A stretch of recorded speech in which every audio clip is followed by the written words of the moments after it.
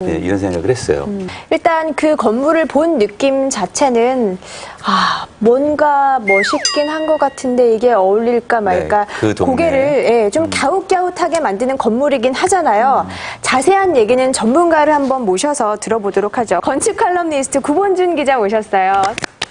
안녕하세요. 저희가 그 동대문 디자인 플라자 DDP에 대한 얘기를 좀 했는데요.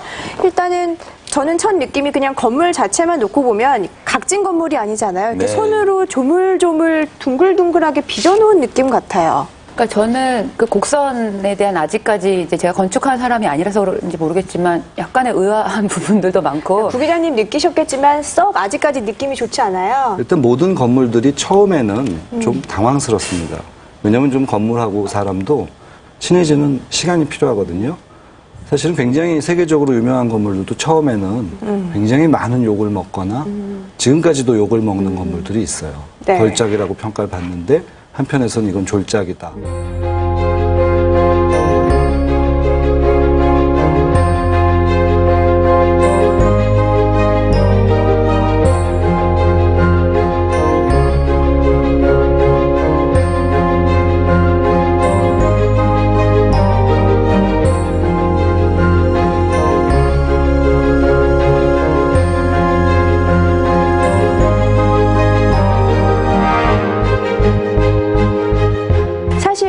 건물 자체로도 논란이 되긴 했지만 이 동대문 디자인 플라자가 원래 그 동대문 운동장이라고 우리나라 최초의 어떤 근대적 체육시설이었던 어떤 의미를 갖고 있는 건물을 없애고 그 자리에 지은 것 자체로도 논란이 됐었죠. 건물이라는 건 곧 어느 장소에 들어가느냐 그게 가장 중요하죠. 옛 동대문 운동장은 이제 근현대 한국 스포츠의 되게 메카이자 이제 성지와도 같은 곳이죠.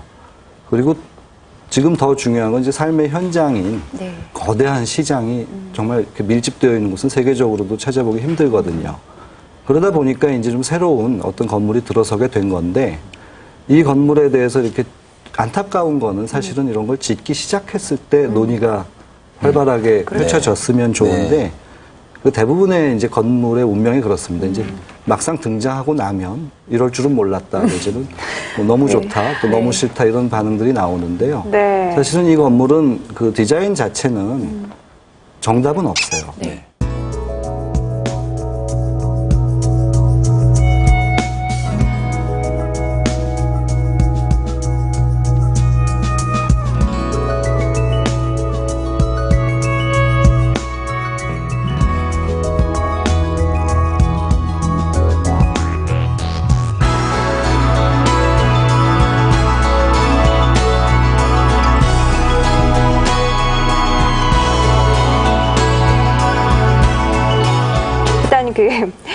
왜 건물을 이렇게 예쁘게 특이하게 지었을까? 그 자하 하디드 설계한 분에 대한 얘기를 안 할 수가 없겠네요. 일단 그분에 대한 얘기 좀 먼저 들어볼게요.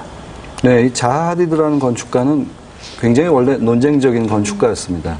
지금은 전 세계에서 이제 가장 주목받는 건축가인데요. 건축계에 이제 노벨상이라고 불리는 상이 있습니다. 프리츠커라는 상인데요.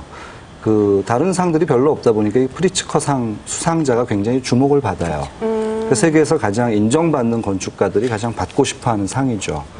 근데 자하 하디드가 최초로 여성으로서 받았어요. 그 자하 하디드가 이렇게 남자들이 장악한 세계 건축계에서 거의 유일하게 이제 여자로 스타로 떠오를 수 있었던 거는 굉장히 강렬한 자기만의 언어가 있는 거죠.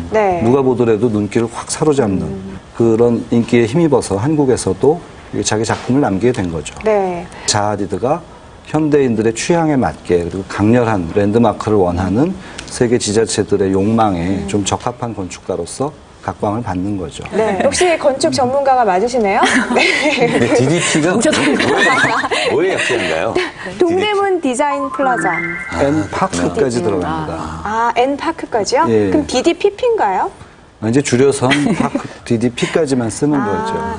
사실 저도 기사를 봤는데 그 자하 하디드가 강조했던 부분이 그 이번에 DDP를 지으면서 주변의 지형과 가장 뭐 부드럽게 잘 이어지도록 했다고 하는데 제가 그냥 단순하게 봤을 때는 주변의 지형은 하늘에서 보는. 하늘에서 못 봤구나, 제가. 근데 주변에 이제 도로들과 건물들을 이렇게 같은 평행선상에서 놓고 보니까, 뭐가 어울린다는 거지라는 생각을 사실